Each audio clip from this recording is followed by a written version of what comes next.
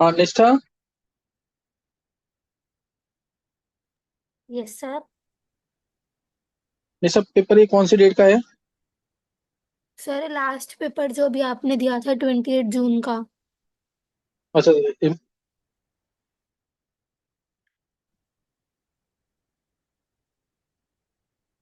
नव्यांश तू भी चेक कर लियो एक बार। सर मैं नहीं कर पाऊंगा, एक बार मैं फोन पे हूँ। चलो अब एक बार सुन लेंगे आंसर इसके। बहुत ध्यान सुनना और इसको दोबारा कर लेना जरूर।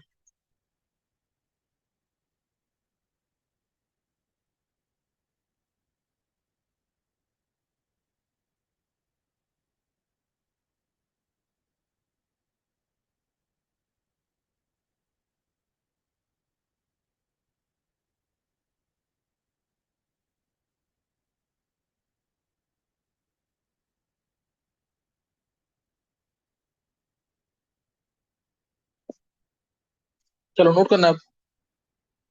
देखो फर्स्ट क्वेश्चन है, the incorrect statement about the imperfection in solids is, ये सॉलिड स्टेट का क्वेश्चन है। Schottky defect decreases the density of the crystal, बिल्कुल सही है।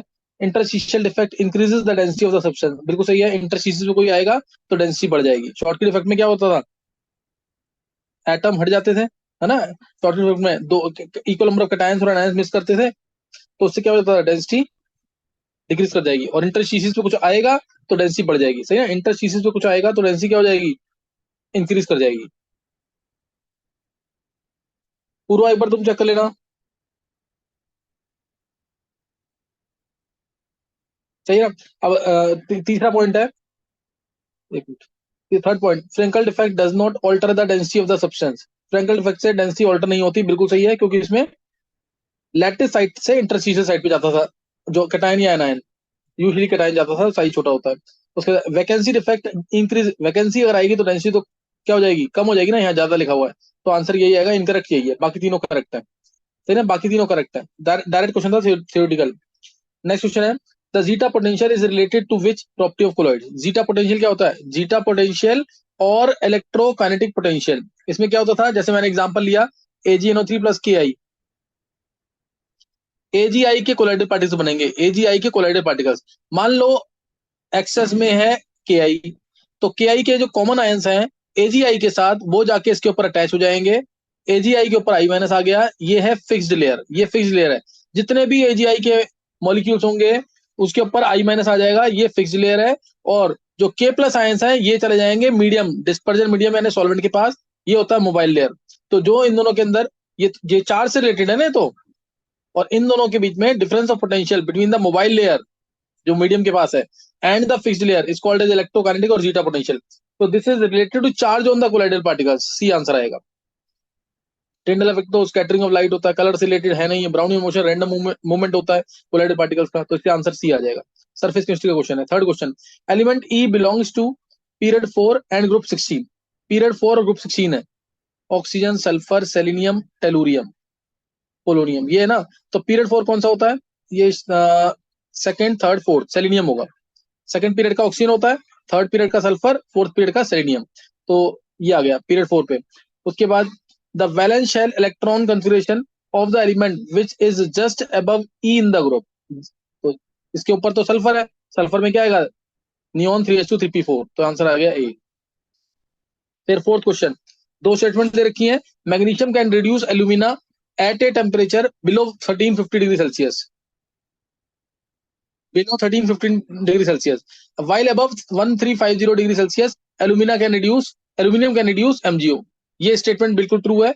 मैग्नीशियम बहुत अच्छा मेटल है, डेल्टा जी वर्सेस टेम्परेचर का कर्व होता है ये। मैग्नीशियम बहुत अच्छा मेटल है, तो मैग्नीशियम का कर्व ऐसे जाता है, Mg से MgO का, Mg से MgO का। और Al2O3 वाला कर्व इसी तरह से जाता है ऐसे। तो ये टेम्परेचर अराउंड होता है 1350 डिग्री सेल्सियस। इस टेम्परेचर से नीचे मैग्नीशियम जो है, मैग्नीशियम का कर्व नीचे है ना, तो ये Al2O3 को, Al से जो Al2O3 बन रहा है इसको रिड्यूस कर देगा। और इस टेम्परेचर के ऊपर एल्यूमिनियम जो है वो MgO को रिड्यूस कर देगा। तो ये स्टेटमेंट बिल्कुल ट्रू है। एलिंगम डायग्राम है एक्सट्रैक्शन चैप्टर। तो ये ट्रू स्टेटमेंट है। फिर the melting point and boiling point of magnesium are lower than those of aluminium, ये गलत है बिल्कुल। स्टेटमेंट थोड़ी सी अगर नॉलेज होगी तो उसमें हम पता कर सकते हैं। एस ब्लॉक के अंदर भी मैग्नीशियम के अंदर एक लेंथ बढ़ जाती थी, एचसीपी में पैकिंग थी, इसका मेल्टिंग पॉइंट बॉइलिंग पॉइंट बहुत कम हो गया था। याद है कि नहीं? ये मैंने भी बताया भी था। BECASR MG, कुछ याद आया कि नहीं? मेल्टिंग पॉइंट इसका बहुत कम हो गया था, 900 डिग्री सेल्सियस के आसपास रहता है, कुछ एल्यूमिनियम से भी कम रहता है। सही ना? तो क्या आ जाएगा आंसर इसका? दोनों करेक्ट तो हैं, लेकिन एक्सप्लेनेशन नहीं है इसकी, एक्सप्लेनेशन मैंने तुम्हें दे दी है। तो answer both A and R correct and R नहीं, बी आंसर आएगा इसका। C, di hydrogen reacts with CuO plus H2 क्या देगा? H2 अच्छा रिड्यूसेंट है, तो कॉपर प्लस H2, तो कॉपर मिल जाएगा। Sixth question, nitrogen gas is obtain by thermal decomposition of, बहुत ही इजी क्वेश्चन है। बेरियम एजाइड से वेरी प्योर नाइट्रोजन मिलती है, ये बता रखा है बहुत बार। बेरियम एजाइड हो या सोडियम एजाइड हो, वेरी प्योर नाइट्रोजन मिल जाएगी इससे। सेवंथ क्वेश्चन, निशा करना ऊपर। सेवंथ क्वेश्चन, स्टेटमेंट देखें दो, the pentavalent oxide of group 15 element E2O5 is less acidic, less acidic बोल दिया E2O5, ये तो गलत हो गया ना। E2O5 तो ज्यादा, जितनी ज्यादा स्टेट होती है एसिडिक, क्या नेचर क्या होता है, ज्यादा होता है देन ट्राइवेलेंट ऑक्साइड। तो लेस एसिडिक नहीं, मोर एसिडिक है, पहली स्टेटमेंट गलत है। The acidic character of trivalent oxide of group 15 elements E2O3 decreases down the group, बिल्कुल सही है। ऊपर वाला नॉन मेटल होगा, नॉन मेटल की ऑक्साइड एसिडिक, नीचे आने पर P2O3 AS2O3 Sb2O3 आएगा, तो नीचे आने पर N2O3 तो सबसे एसिडिक होगा, N2O3 सबसे एसिडिक। नॉन मेटल की ऑक्साइड एसिडिक, नीचे आने पर मेटल कैरेक्टर बढ़ेगा, मेटल कैरेक्टर बढ़ेगा तो बेसिक कैरेक्टर बढ़ता है, एसिडिक कैरेक्टर कम हो जाता है। तो इससे ये स्टेटमेंट सही है। तो पहली स्टेटमेंट गलत है, दूसरी स्टेटमेंट सही है। फोर्थ आंसर आ जाएगा। एक बार चेक कर लेना, आंसर से मैच करते रहना, आंसर तुम्हारे पास होंगे सबके पास। Which one of the lanthanides given below is the most stable in divalent form, divalent form में +2 स्टेट में, +2 स्टेट में, +4 स्टेट में कौन से स्टेबल थे, याद होगा तुम्हें? 58, 59, 60, 65, 66, ये बता रखा है, एनसीईआरटी का क्वेश्चन है। +2 स्टेट में 60, 63, 69, 63 पहले 62, 69 के बाद 70। तो तुम पहले ये ढूंढो +2 स्टेट वाले कौन से हैं, इनमें से कोई आ रहा है कि नहीं? 62 भी है, ये वाला भी है +2 में, 63 भी है +2 में, और YB 70 ये भी है +2 में। तो तीन है, तो इसमें तो इससे कोई फायदा नहीं हुआ। तो ये तीन है, इन तीनों में से एक आंसर होगा। तो +2 स्टेट में अगर मैं EU की बात करता हूं, तो EU में क्या आ जाएगा? जेनॉन 6s2, ये 4f7 5d0 6s2 होता है। तो 6s2 +2 स्टेट में 2 s के निकल जाएंगे, +7, ये हाफ फील्ड आ गया, ये हाफ फील्ड आ जाता है। और इसकी ई नॉट वैल्यू भी तुम चेक करोगे तो यही ज्यादा स्टेबल आएगा। ई नॉट वैल्यू चेक करोगे ना, अगर ई नॉट ऑफ EU से EU2+, इसकी वैल्यू ज्यादा पॉजिटिव आती है, तो ये सी ही आंसर है इसका, ये सी आंसर है। डी में जबकि फुलफिल्ड आएगा 70 है, ये फुलफिल्ड आएगा तब भी ये कम स्टेबल होता है, ये कम स्टेबल होता है। YB का +2, YB का +2, ये थोड़ा सा हाइड्रेशन एनर्जी वगैरह बाकी फैक्टर्स को देखते हुए उससे रिलेटेड है, तो तुम्हें ध्यान रखना पड़ेगा ये क्वेश्चन। सही ना? इसका आंसर EU आएगा। फिर इसका नेक्स्ट क्वेश्चन है ninth. Ninth question, NiCN4 2 negative square planar and diamagnetic complex with DsP2 hybridisation, square planar है, डायमैग्नेटिक है, सही है, with DsP2 hybridisation for Ni, सही है, बट NiCO4 इज टेट्राहेड्रल, सही है। ये पैरामैग्नेटिक, ये गलत हो गया, पैरामैग्नेटिक नहीं होता, क्योंकि ये होता आर्गन 4s2 3d8, 4s के दोनों इलेक्ट्रॉन जाएंगे 3d में, तो ये 3d10 बन जाएगा, तो ये बन जाएगा डायमैग्नेटिक। तो पहली स्टेटमेंट गलत। फिर ये तो VBT का क्वेश्चन है, डायरेक्ट आना चाहिए सबको तुम्हें।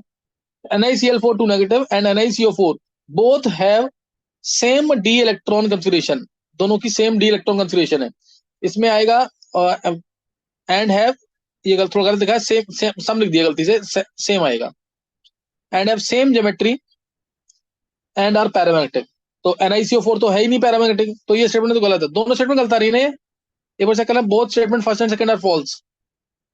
एक बार ध्रुव चेक कर ले एक बार। यस सर, यही है। दोनों स्टेटमेंट गलत आ रही है। NiCO4 तो NiCO4 तो पैरामैग्नेटिक होगा नहीं ना, ये तो डायमैग्नेटिक हो जाएगा, और इसके 2 इलेक्ट्रॉन डी में चले गए हैं इसलिए। Which among the following is not a pesticide? DDT pesticide है, बिल्कुल सही है। ऑर्गेनोफॉस्फेट्स पेस्टिसाइड होते हैं, एल्ड्रिन तो डाइएल्ड्रिन तो यूज ही करते हैं। ये बस एक है सोडियम आर्सेनाइड, सोडियम एनसीईआरटी में है ये, सोडियम आर्सेनाइड, ये हर्बिसाइड होता है, ये अनवांटेड प्लांट्स जो होते हैं ना उनको खत्म करने के काम आता है सोडियम आर्सेनाइड। सही है। Next question, which one of the following techniques is not used to spot components of a mixture separated on thin layer chromatographic plate? तो ये TLC, जिसने थिन लेयर क्रोमेटोग्राफी पढ़ा हुआ है, क्रोमेटोग्राफी तुम्हें तीनों करने हैं, कॉलम क्रोमेटोग्राफी भी करना है, थिन लेयर क्रोमेटोग्राफी भी करना है, पेपर और पार्टीशन क्रोमेटोग्राफी। पार्टीशन क्रोमेटोग्राफी के अंदर आता है पेपर क्रोमेटोग्राफी, और वो तुम्हें लैब में भी परफॉर्म किया होगा। ये तीनों करने हैं तुम्हें। अब इसे बोला थिन लेयर क्रोमेटोग्राफी जो है, इसमें जो मिक्सचर सेपरेट हुआ, जो कंपोनेंट्स हैं उसके अंदर, जो कंपोनेंट्स ट्रेवल करते हैं ऊपर, जैसे ये मिक्स है, ये पेपर क्रोमेटोग्राफी का ही टाइप है। इसमें जो कंपोनेंट्स ऊपर ट्रेवल करेंगे, जो तुमने मार्क किया यहाँ पे स्पॉट को, इसमें कंपोनेंट्स ऊपर ट्रेवल करते हैं। ये ट्रेवल जो करते हैं उसमें से कौन सा मेथड है जिस जो ये लिखा ना, which the following techniques is not used to spot components, जिससे हम इन कंपोनेंट्स का, ये एक कंपोनेंट, ये 2 कंपोनेंट, ये 3 कंपोनेंट, इनका पता नहीं लगा सकते हैं, इनका पता नहीं लगा सकते हैं। तो उसके लिए हाँ, on thin layer chromatography plate, सही ना, इस प्लेट के ऊपर इन कंपोनेंट का पता ना लगे, जिससे I2 सॉलिड कलर होता है इसका, तो इससे पता लगा सकते हैं। यूवी लाइट्स तो बहुत कॉमन मेथड है पता लगाने के लिए, यूवी लाइट सबसे कॉमन मेथड है पता लगाने के लिए, लाइट के थ्रू विजिबल होता है ये, सही ना, जो कंपोनेंट्स होते हैं विजिबल होते हैं नेकेड आइज से, तो यूवी लाइट तो है ही है। फिर visualisation agent as a component of mobile phase, mobile phase यानी नीचे सॉल्वेंट होता है, सॉल्वेंट कभी पता नहीं लगा पाएगा इन कंपोनेंट्स का, सॉल्वेंट जो है उसके इसलिए विजुअलाइजेशन एजेंट प्रेजेंट हो मोबाइल फेज यानी सॉल्वेंट के अंदर, ऐसा कुछ नहीं होता मोबाइल फेज के अंदर। मोबाइल फेज जो होता है वो जनरली नॉन पोलर या लेस पोलर होता है, तो इससे पता नहीं लगता, इससे पता नहीं लगेगा इन कंपोनेंट्स के बारे में। और लास्ट मेथड है spraying of an appropriate reagent, हाँ, एक किसी रिएजेंट को स्प्रे करके जिससे कलर आ जाए इन कंपोनेंट्स का, तो हम पता लगा सकते हैं उसका। तो इसलिए आंसर इसका सी होगा, सी होगा आंसर। हल्का सा ट्रिकी था, 1-2 में डाउट रह सकता है इसमें। विच वन, और ये कल टॉपिक होना है प्योरिफिकेशन, कल प्योरिफिकेशन कराना है, तो शायद मैं इसके बारे में बताऊंगा तुम्हें क्रोमेटोग्राफी के बारे में। हालांकि क्रोमेटोग्राफी जो है एक्सट्रैक्शन चैप्टर में है, कॉलम क्रोमेटोग्राफी मेन तुम्हारे कोर्स में है, लेकिन देखो अब TLC thin layer chromatography, paper और पार्टीशन क्रोमेटोग्राफी ये भी पूछने लग गए थोड़ा बहुत, तो ये करना पड़ेगा तुम्हें। Which of the following structures are aromatic in nature? Aromatic nature तो है ही, 6 पाई इलेक्ट्रॉन दिख गए इसमें, ट्रोपाइलियम कार्बोटाइल दिख गए, इसमें तो यहाँ बॉन्ड ही नहीं है, तो और इस वाले में नेगेटिव, ये तो एंटी एरोमेटिक आ गया, तो आंसर ए और बी होना चाहिए, ए और बी आंसर। एक बार चेक करते, ध्रुव चेक करता रहिए जरूर, देख कुछ गलत मार्क ना हो जाए। 13 क्वेश्चन देखो, yes sir. 13 question, the major product, तो इसमें मेजर इलेक्ट्रॉन इधर जाएंगे क्योंकि पीएच जो है यहाँ प्लस को स्टेबलाइज कर देगा, तो इलेक्ट्रॉन इधर जाएंगे तो इधर एच आएगा, Br इधर, पीएच के साथ वाले कार्बन पे Br आएगा, पीएच के साथ वाले कार्बन पे आना चाहिए Br, तो चेक करो पीएच के साथ वाले कार्बन पे Br आ रहा है, इधर आ रहा है, लेकिन इधर 2 Br और लगा रखे हैं, तो गलत है ये तो, इधर तो आ ही नहीं रहा, इधर आ रहा है, सी वाले में आ रहा है, डी वाले में नहीं, तो आंसर सी होगा इसका, चेक कर लेने एक बार, आंसर सी आ जाएगा, मार्कर जरूर लगाओ, यस आंसर आ गया। 14 क्वेश्चन, 14 क्वेश्चन देखेंगे।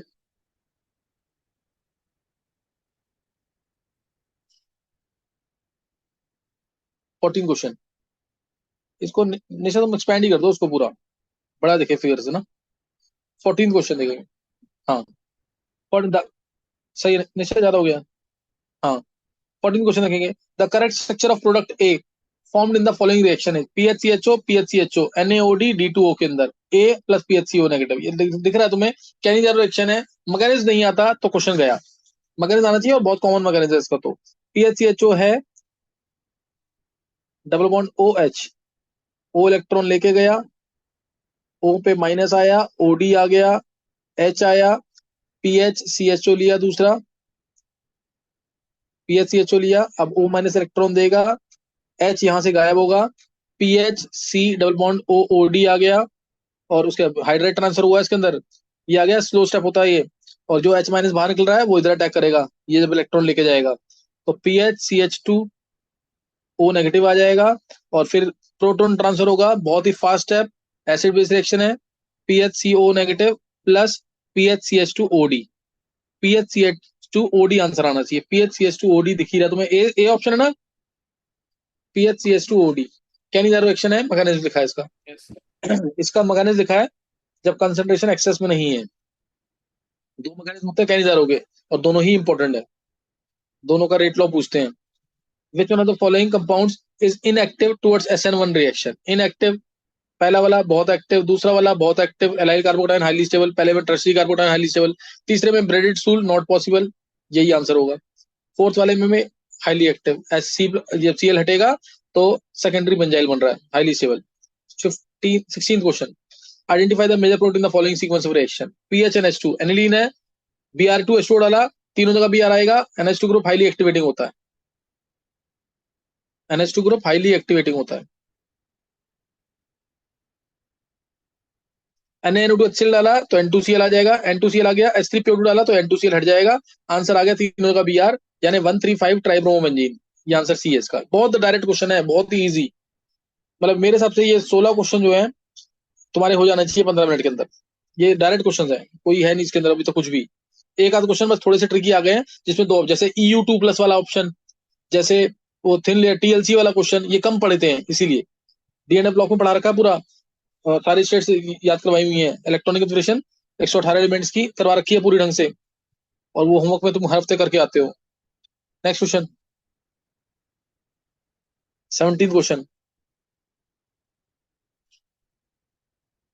बस रहने दो, निशा बड़ा करो थोड़ा। A primary aliphatic amine on reaction with nitrous acid, primary amine है, रिएक्शन विद नाइट्रस एसिड क्या मिलेगा? RNH2 है, नाइट्रस एसिड HNO2 से रिएक्शन होगी तो ROH मिलता है, ROH मिलता है इन, ROH मिलेगा यहाँ पे in cold and thereafter raising the temperature of reaction mixture to room temperature. एक ही बात पूछ रहा है वो, आर अगर इन कोल्ड होता तो Rn2+ बनता, लेकिन Rn2+ तो स्टेबल नहीं होता है, एलिफेटिक में स्टेबल नहीं होता Rn2+, तो पानी डलता है तो ROH बन जाता है। टेम्परेचर रेज किया ना, पानी डलेगा, हाइड्रोलाइज होगा और ROH आंसर आएगा, एल्कोहल मिलेगा, डायरेक्ट क्वेश्चन है, कर्मठ जिसमें तुमने बहुत बार किया हुआ है। विच one of the following is not a copolymer? Buena S copolymer है ब्यूटाइन और स्टाइरीन का। नियोप्रीन एडिशन पॉलीमर है क्लोरोप्रीन का, क्लोरोप्रीन ये रहा पॉलीमर चैप्टर का एक क्वेश्चन देखो हर बार आ रहा है, डबल बॉन्ड बीच में आ जाएगा, इससे बनेगा, ये क्लोरोप्रीन है, मोनोमर होता है, पॉलीमर बनेगा neoprene. PHBV poly beta hydroxy butyrate co beta hydroxy valerate, ये भी 3 हाइड्रोक्सी ब्यूटरिक एसिड यानी beta hydroxy butyric acid, beta hydroxy valeric acid, दोनों को मिलाते हैं, पानी को बाहर निकालते हैं तो जाके बनता है PHBV, जो आउटर बॉडीज ऑफ कैप्सूल में यूज होता है, आउटर बॉडीज ऑफ कैप्सूल में यूज होता है। ये है बायोडिग्रेडेबल पॉलीमर, एक ये होता था और एक नायलॉन 2 नायलॉन 6, तो ये ध्यान रखना, इसका आंसर आ जाएगा नियोप्रीन, जो कि एडिशन पॉलीमर है, नॉट कोपॉलीमर। और ब्यूटाडाइन स्टाइरीन ये ब्यूना ऐसी है, ये ब्यूटाडाइन स्टाइरीन क्या है? ब्यूना ऐसी है, तो ये भी नहीं होगा, आंसर आंसर दिया जाएगा, डायरेक्ट क्वेश्चन है ये भी। Stability of alpha helix structure, alpha helix की स्टेबिलिटी किसकी थी, किसकी वजह से थी? इंटरमोलकुलर हाइड्रोजन बॉन्डिंग, तो ये रहा आंसर सीधा, इंटरमोलकुलर हाइड्रोजन बॉन्डिंग, सही ना। और formula of purple colour formed in Lassaigne's test for sulphur using sodium nitroprusside, ये आज ही तुमने खुद बताया था, ये आज ही करवाया मैंने, Na4FeCN5NOS, डायरेक्ट था वैलिड कलरेशन। 20 क्वेश्चन में से ना 17-18 तक सही होने चाहिए थे, इसमें कुछ ज्यादा था नहीं, पेपर इजी था इस वाला। 21 question, A 2 gram sample containing MnO2 is treated with HCl, MnO2 को ट्रीट किया HCl के साथ, अब ये आ गया हमारा रेडॉक्स टाइट्रेशन, HCl से ट्रीट किया, MnCl2 Mn+2 में जाएगा, HCl ऑक्सीडाइज हो जाएगा Cl2 के अंदर, और the Cl2 is pass into solution of KI, direct question है ये भी, यही रिएक्शन लिखी होती है, फिर I2 को हाइपो से ट्रीट किया होगा, KI and 60 millilitre of 0.1 molar hypo, Na2H2O3 is required, 60 millilitre 0.1 molar hypo, Na2H2O3 को हाइपो बोलते हैं, is required to titrate the liberated iodine, the percentage of MnO2 in the sample is, percentage of MnO2 in the sample is, तो यहां से milliequivalents of this hypo is equal to milliequivalent of MnO2 हो जाएगा, क्योंकि कहीं पे भी किसी का एन फैक्टर कोई चेंज नहीं हो रहा है, तो मिलिक्वेंट दोनों के इक्वल करेंगे, mn का वेट 55 प्लस 32 87 होता है, तो मास मान लिया इसका m बाई 87 बाई 2 आएगा, इनफैक्ट 2 है क्योंकि +4 से +2 में जा रहा है, into 10�3। This is equal to milliequivalent of hypo का इन्फेक्टर होता है 1, 60 इंटू 0.1 6 आ जाएगा। यहाँ से m निकाल लेंगे, यहाँ से m निकाल लेंगे और m को डिवाइड करेंगे बाई 2 इंटू 100, परसेंटेज आ जाएगी। क्या परसेंटेज है? m बाई 2 इंटू 100 क्या परसेंटेज आई है? 13%। 13 आएगी। 13% आ जाएगा आंसर, 13% आंसर आ जाएगा इसका। Next question, if the work function of a metal is इतना, वर्क फंक्शन दे रखा है, work function minimum energy required to extract electron, the maximum wavelength, energy minimum maximum wavelength हो जाएगी, the maximum wavelength of the photon required to remove a photo electron from the metal is. तो जब तुम्हें energy दे रखी है तो उसको लिख देंगे h mu naught, h mu naught, या एच म्यू नॉट मत लिखो, h c by lambda naught, h c by lambda naught. This is equal to work function that is 6.63 into 10⁻⁻90। तो यहाँ एच सी की वैल्यू तुम्हें पता ही है, h 6.6 into 10⁻34, c 3 into 10⁸8, lambda naught निकाल लेना से डायरेक्ट। क्या आंसर आ रहा है? 300। 300 नैनोमीटर। 300 नैनोमीटर में। ये कैलकुलेशन करनी है इसके अंदर। 23rd क्वेश्चन, निशा दिखाओ।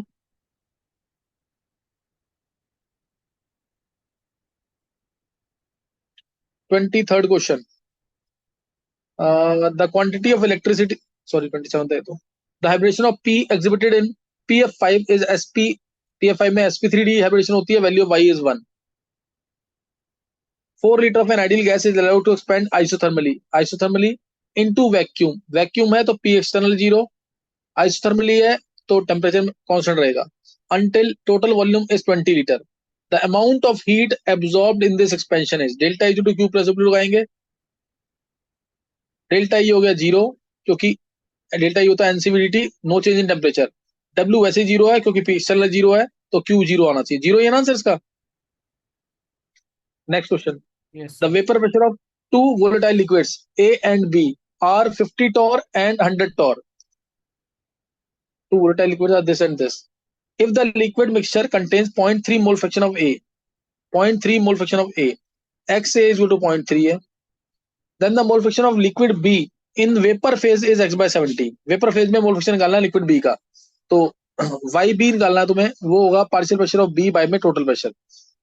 टोटल प्रेशर निकाल लेंगे, टोटल प्रेशर होगा x into p naught A, p naught A हमारा 50 है और एक्स ए हमारा 0.3 है, 50 इंटू 0.3 15 ही आ गया, प्लस 0.7 हो जाएगा मोल फ्रैक्शन बी का, तो 0.7 इंटू 100 70 आ जाएगा, 85 आ गए, और ये बी पी बी कितना है 70, तो 70 बाई 85 आंसर, 70 बाई 85।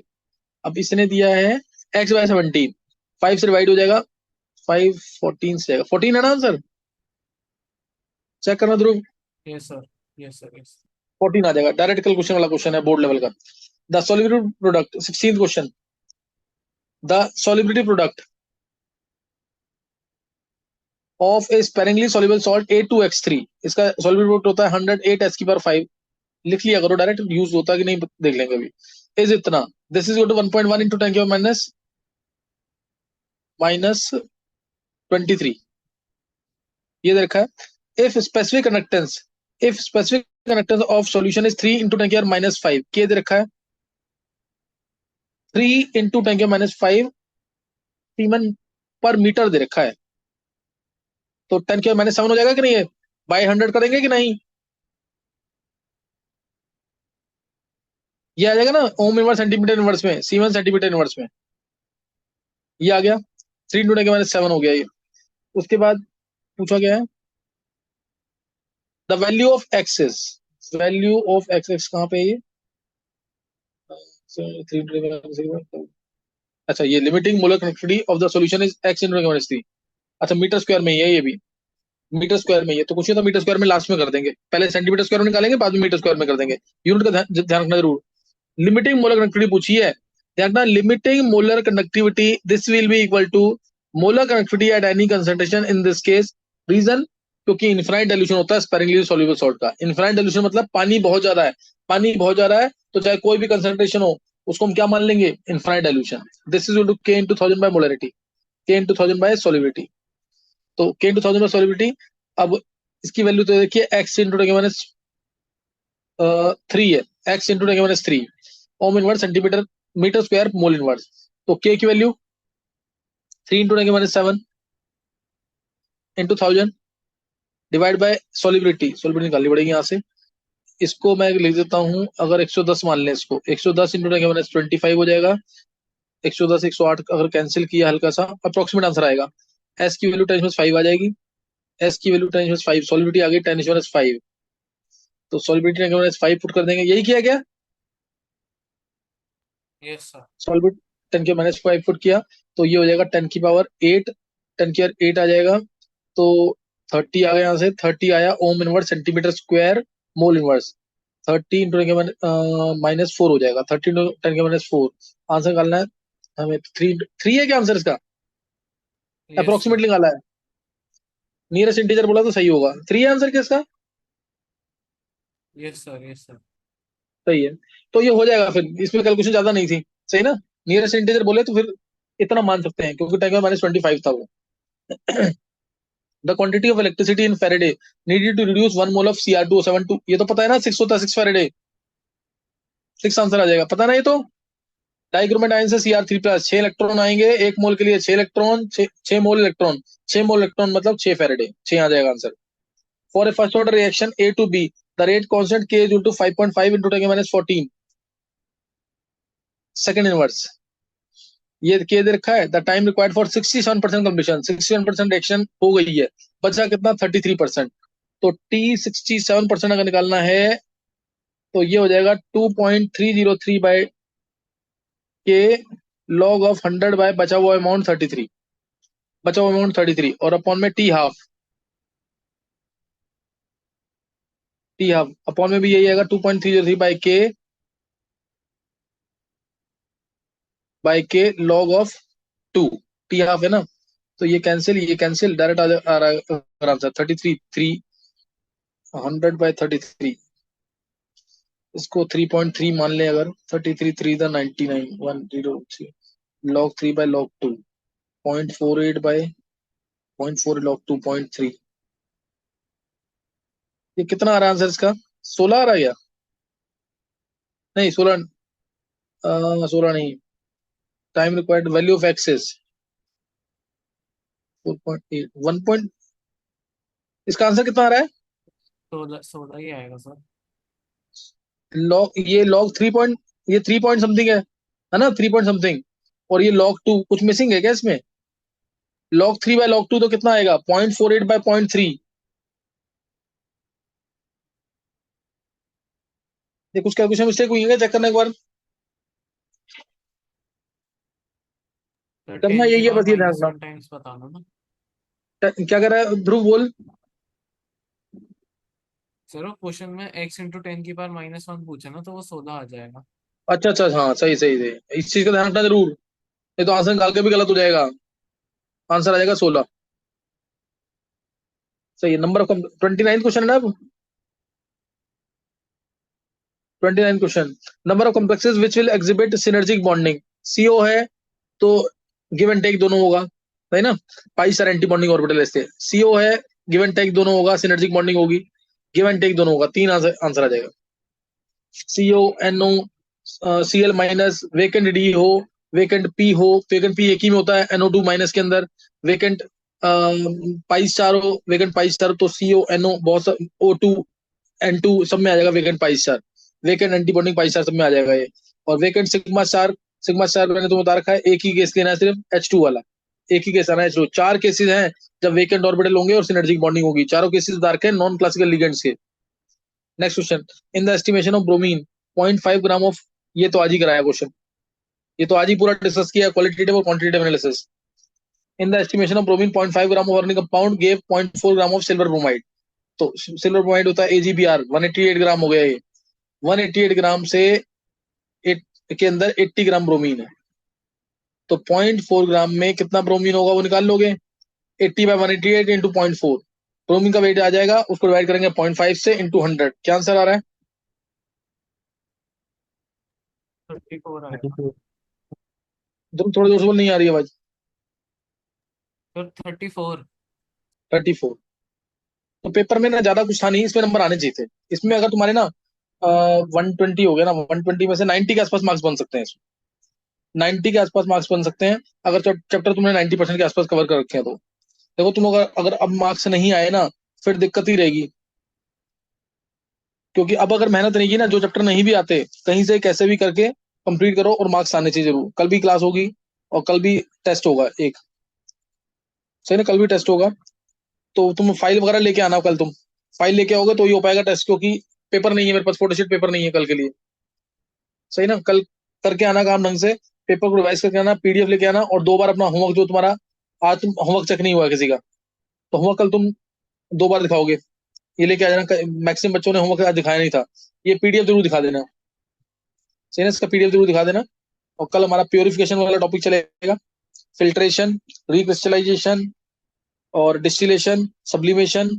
और डिस्टिलेशन के अंदर 4 हैं: simple distillation, fractional distillation, distillation under reduce pressure, steam distillation, और एक लास्ट हमारा टॉपिक है डिफरेंशियल एक्सट्रैक्शन। फिर लास्ट आ जाएगा क्रोमेटोग्राफी। ये खत्म होगा और टाइम मिलेगा तो ऑक्सीडेशन में कुछ जो बेयर विलेजर ऑक्सीडेशन या फिर जो ओजोनोसिस रह गया वो टॉपिक कवर करेंगे। लेकिन होमवर्क करके आना जरूर, इन 3-4 दिन जो भी बचे होंगे तुम्हारे पास, अब इसमें मेहनत कर लो अच्छे से, इसमें टाइम वेस्ट नहीं करना बिल्कुल भी, सही ना। कल भी पेपर होगा तो प्रिपेयर रहना उसके लिए, होमवर्क करके आना ढंग से अपना।